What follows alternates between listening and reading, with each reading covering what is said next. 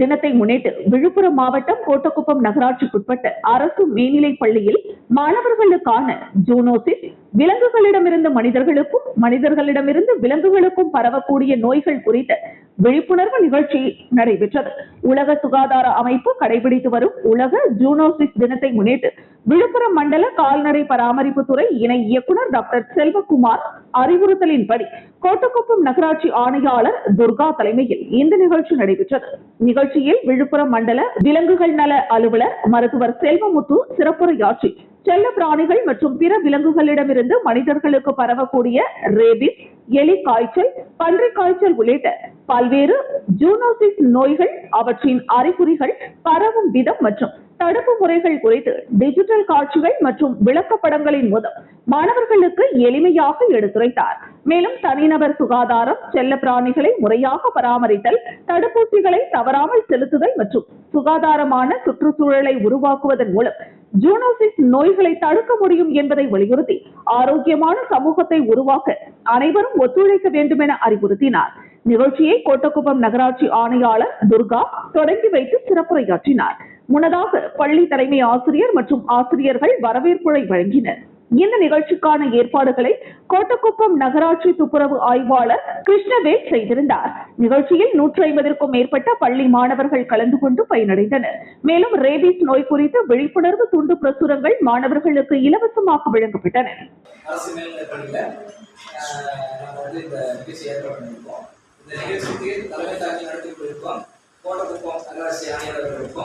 பள்ளி தலைமை ஆசிரியர் அவர்களுக்கும் மற்றும் நம்முடன் இந்த விழாவினை தொகுத்து வழங்கியிருக்கும் நமது சுகாதார துப்புரவு பணியாளர்களுக்கும் ஏனைய சகோதர சங்கங்களுக்கும் மாணவ மாணவர்களுக்கும் அனைவருக்கும் தமிழ்நாடு விலங்கு நலவாரி மற்றும் கால்நடை பராமரிப்புத்துறை விழுப்புரம் மாவட்டம் சார்பாக அனைவருக்கும் ஒரு முறை நன்றி கூறி உங்களுக்கு நன்றியை தெரிவித்துக் கொள்கிறேன். இன்னைக்கு வந்து ஸ்டே டாக் இஷ்யூ, அதாவது தெருநாய்கள் தொல்லை வந்து ரொம்ப அதிகமாக இருக்கு.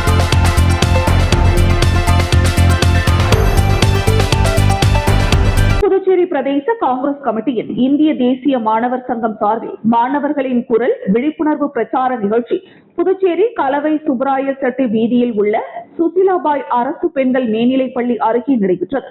நிகழ்ச்சியில் போட்டித் தேர்வுகளில் வினாத்தாள் கசிவை தடுக்க வலுவான நடைமுறைகளை உருவாக்க வேண்டும், மாணவர்களின் நலனை பாதுகாக்க தவறிய ஒன்றிய அமைச்சர் தர்மேந்திர பிரதான் பதவி விலக வேண்டும், வினாத்தாள் கசிவு விவகாரத்தை இந்திய உச்சநீதிமன்றத்தின் மேற்பார்வையில் விசாரிக்க வேண்டும் என்று வலியுறுத்தப்பட்டது.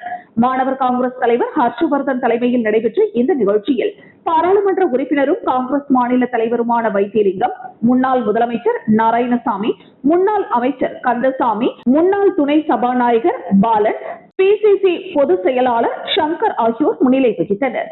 பிசிசி செயலாளர் ராஜாராம், லோகையன், மாணவர் காங்கிரஸ் மாநில செயல் தலைவர் சிவா, துணைத் தலைவர் சூர்யா, பொதுச் செயலாளர் உத்தரகுமார், செயலாளர் சுதன் மற்றும் வட்டார காங்கிரஸ் தலைவர் ஜெரால்டு உள்ளிட்டோர் கலந்து கொண்டனர்.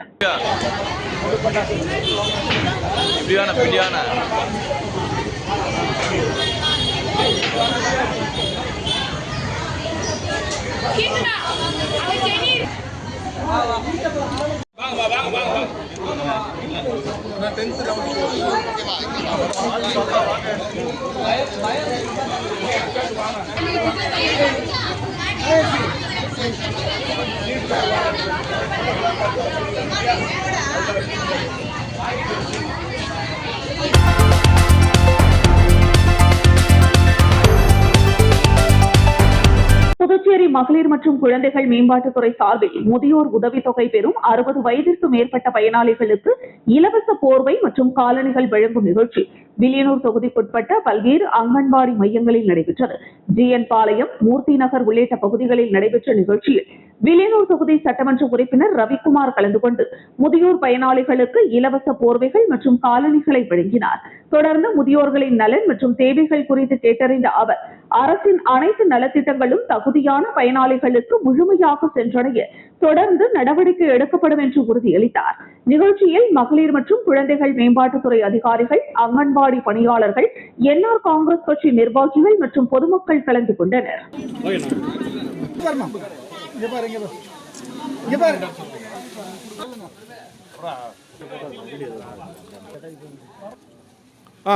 வாங்க வாங்க.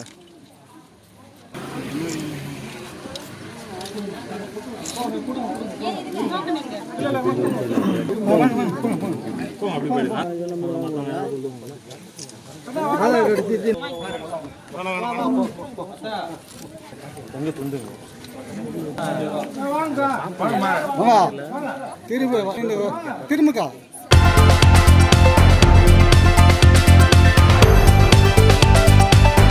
புதுச்சேரியில் செய்தியாளர்களை சந்தித்த இந்திய கம்யூனிஸ்ட் கட்சியின் மாநில செயலாளர் சலீம் புதுச்சேரி அமைச்சரவை அமைப்பதில் நீடிக்கும் தாமதத்திற்கான காரணத்தை முதலமைச்சர் விளக்க வேண்டும் என வலியுறுத்தினார். இதுகுறித்து வானதி சீனிவாசனும் முதலமைச்சரே பதிலளிக்க வேண்டும் என்று கூறியிருப்பதை சுட்டிக்காட்டினார். மேலும் பாரதிய ஜனதா கட்சி பல மாநிலங்களில் எதிர்க்கட்சிகளை உடைத்து குதிரை பேர அரசியலில் ஈடுபடுவதாக குற்றம் சாட்டிய அவர் அதன் விளைவாக புதுச்சேரியிலும் ஆட்சி நிர்வாகம் பாதிக்கப்பட்டுள்ளதாக தெரிவித்தார். அதிகார போட்டி காரணமாக முக்கிய அரசு திட்டங்கள் முடங்கியுள்ளதுடன் கிராமப்புற மக்களை பாதிக்கும் வகையில் பிபிஜி ராம்ஜி திட்டம் செயல்பட்டு வருவதாகவும் மாநிலத்தில் மின்வெட்டு மற்றும் குடிநீர் பிரச்சனைகள் நீடித்து வருவதாகவும் கூறினார். மேலும் மஞ்சள் குடும்ப அட்டைதாரர்களுக்கு வழங்கப்படும் என அறிவிக்கப்பட்ட உதவித்தொகை இதுவரை வழங்கப்படாதது அரசின் செயல்பாடற்ற நிலையை வெளிப்படுத்துவதாக சலீம் விமர்சித்தார்.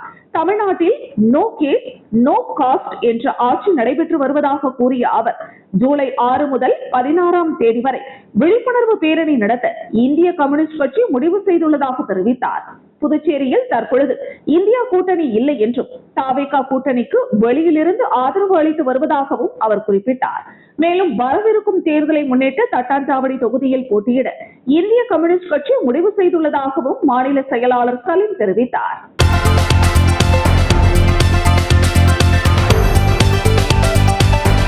புதுச்சேரி லாஸ்பேட்டை காவல் நிலைய எல்லைக்குட்பட்ட கருவடிக்குப்பம் இடையன்சாவடி ரோட்டில் காவல்துறையினர் நேற்று இரவு வாகன தணிக்கையில் ஈடுபட்டனர். அப்போது இருசக்கர வாகனத்தில் வந்த 2 பேர் காவல்துறையினரை கண்டதும் வாகனத்தை நிறுத்தாமல் அங்கிருந்து தப்பிச் செல்ல முயன்றனர். உடனே அவர்களை காவல்துறையினர் மடக்கி பிடித்து விசாரணை மேற்கொண்டனர். விசாரணையில் விழுப்புரம் மாவட்டம் பெரிய முதலியார் சாவடியை சேர்ந்த 28 வயதான சசிகுமார், லாஸ்பேட் சாந்தி நகரை சேர்ந்த 23 வயதான நரேஷ் என்பது தெரியவந்தது.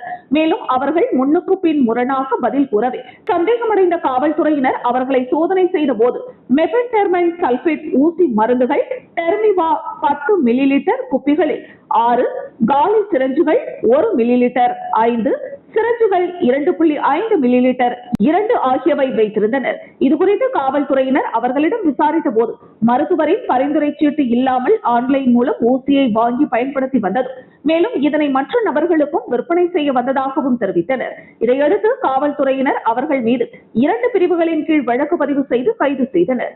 மேலும் அவர்களிடமிருந்த மெபென்டெர்மைன் சல்பேட் ஊசி மருந்துகள், காலி சிரஞ்சுகள், இருசக்கர வாகனம் மற்றும் 2 செல்போன்களை காவல்துறையினர் பறிமுதல் செய்தனர். தொடர்ந்து காவல்துறையினர் 2 பேரையும் நீதிமன்றத்தில் ஆஜர்படுத்தி காலாப்பட்டு சிறையில் அடைத்தனர்.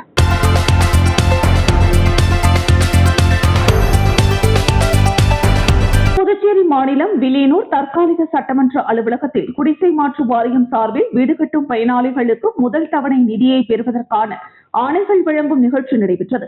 நிகழ்ச்சியில் வில்லியனூர் சட்டமன்ற உறுப்பினர் ரவிக்குமார், வில்லியனூர் தொகுதியை சேர்ந்த 79 பயனாளிகளுக்கு குடிசை மாற்று வாரியத்தில் காமராஜர் கல்வீடு கட்டும் திட்டம் மற்றும் பிரதம மந்திரி ஆவாஸ் யோஜனா திட்டத்தின் கீழ் வீடு கட்டும் பயனாளிகளுக்கான முதல் தவணை நிதியாக தலா 1 லட்சம் ரூபாய் பெறுவதற்கான ஆணைகளை வழங்கினார்.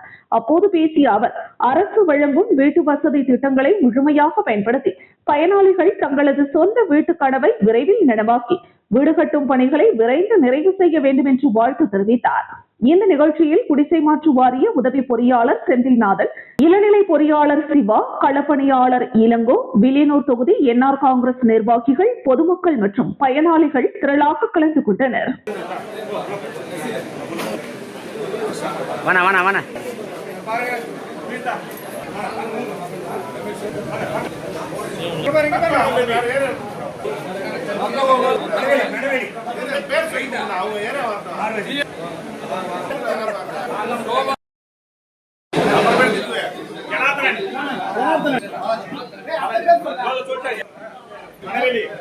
இந்திய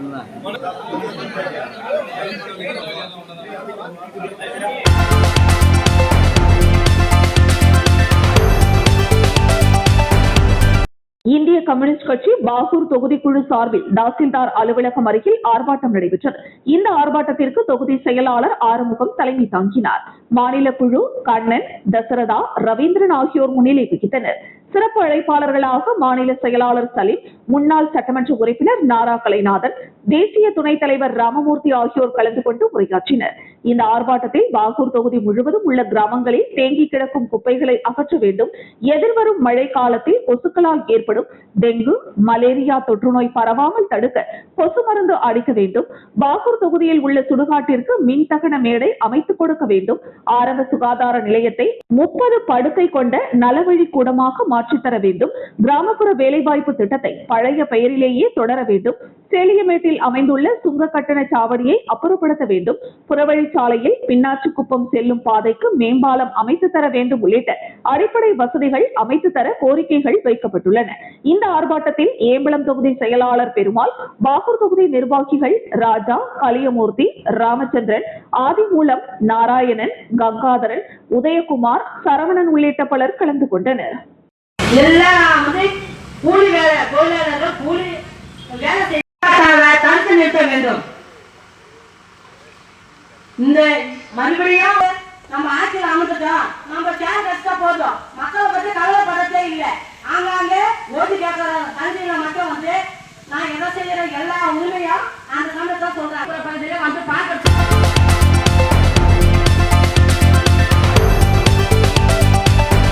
புதுச்சேரி மாநிலம் கரவடிக்குப்பம் பிருந்தாவன் சாலையில் அமைந்துள்ள அருள்மிகு ஸ்ரீ சந்திரமதி தாயார் உடனுரை, ஸ்ரீ ஹரிச்சந்திர சுவாமி, காசி விசாலாட்சி உடனுரை, காசி விஸ்வநாதர் ஆலய 1ஆம் ஆண்டு கும்பாபிஷேக பெருவிழா நேற்று தொடங்கி நாளை வரை நடைபெறுகிறது. நாட்டிலேயே ஹரிச்சந்திரருக்கு அர்ப்பணிக்கப்பட்ட கோவில் புதுச்சேரியில் தான் அமைந்துள்ளது என்பது இவ்வாலயத்தின் தனிச்சிறப்பாகும். இதனை முன்னிட்டு 3 நாட்கள் நடைபெறும் விழாவில் யாகசாலை பூஜைகள், சிறப்பு ஹோமங்கள், அபிஷேகங்கள், தீபாராதனைகள் உள்ளிட்ட பல்வேறு ஆன்மீக நிகழ்ச்சிகள் நடைபெறுகின்றன. விழாவின் முக்கிய நிகழ்வாக பால்குட ஊர்வலம் சிறப்பாக நடைபெறுகிறது. இதில் ஏராளமான பக்தர்கள் பால்குடம் ஏந்தி பக்தி பரவசத்துடன் ஊர்வலமாக சென்று நேர்த்திக்கடன் செலுத்த உள்ளனர்.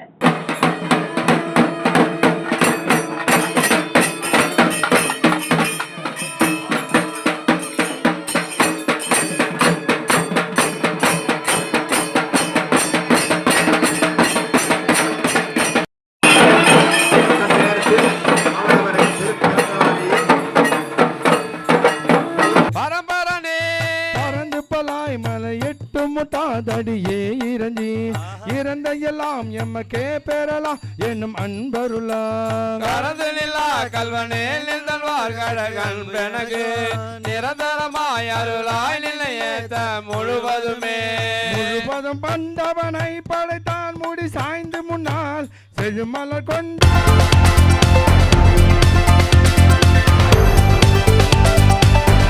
புதுச்சேரி பெரிய கடை காவல் நிலைய எல்லைக்குட்பட்ட பகுதிகளில் தொடர்ந்து இருசக்கர வாகன திருட்டு சம்பவங்கள் அதிகரித்து வந்ததாக புகார்கள் எழுந்தன.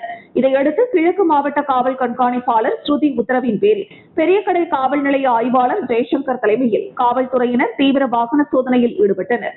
அதன்படி உதவி ஆய்வாளர் முருகன் தலைமையிலான காவல்துறையினர் அண்ணா சாலை 45 அடி சாலை சந்திப்பில் வாகன சோதனையில் ஈடுபட்டிருந்தனர். அப்போது அதிவேகமாக இருசக்கர வாகனத்தில் வந்த ஒருவரை நிறுத்தி விசாரித்தனர். அவர் முன்னுக்கு பின் முரணாக பதிலளித்ததால் சந்தேகத்தின் பேரில் காவல் நிலையம் அழைத்து சென்று விசாரணை நடத்தப்பட்டது. விசாரணையில் அவர் சென்னை கோடம்பாக்கம் சுப்ராயன் நகரை சேர்ந்த ராமுலு மகன் ரமணா என்கிற பாபு என்பதும் அவர் ஓட்டி வந்த இருசக்கர வாகனம் திருட்டு வாகனம் என்பதும் தெரியவந்தது. மேலும் நடத்தப்பட்ட விசாரணையில் ஸ்பிளெண்டர் வகை இருசக்கர வாகனங்களையே குறிவைத்து பல்வேறு இடங்களில் திருடி இருந்தது அம்பலமானது. இதையடுத்து அவரது தகவலின் பேரில் 9 திருட்டு ஸ்பிளெண்டர் இருசக்கர வாகனங்களை காவல்துறையினர் பறிமுதல் செய்தனர். ஒரே நிறுவனத்தின் ஸ்பிளெண்டர் இருசக்கர வாகனங்களை மட்டுமே குறிவைத்து தொடர் திருட்டில் ஈடுபட்ட ஆசாமியை துல்லியமான வாகன சோதனையின் மூலம் கைது செய்து 9 திருட்டு வாகனங்களை மீட்ட பெரிய கடை காவல்துறையினரின் நடவடிக்கை பொதுமக்களிடையே பாராட்டை பெற்றுள்ளது.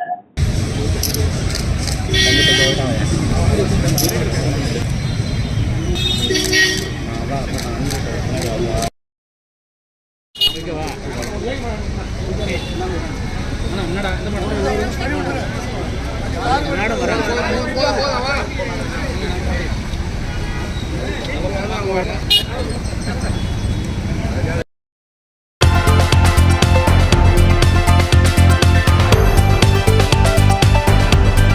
முத்தியால்பேட்டை தொகுதி முன்னாள் சட்டமன்ற உறுப்பினரும் தற்போதைய தமிழக வெற்றி கழகத்தில் உள்ளவருமான பிரகாஷ்குமார் கரவடிக்குப்பம் சாலையில் சட்டமன்ற உறுப்பினர் தொகுதி மேம்பாட்டு நிதியில் கட்டப்பட்டுள்ள நவீன உடற்பயிற்சி மையம் மற்றும் உள் விளையாட்டு ஷட்டில் அரங்கை நியமன முறையில் ஒதுக்க முயற்சி நடைபெறுவதாக குற்றம் சாட்டி அதை தடுத்து வெளிப்படையான மின் ஏலம் மூலம் மட்டுமே ஒதுக்க நடவடிக்கை எடுக்க கோரி துணைநிலை ஆளுநரை சந்தித்து மனு அளித்தார்.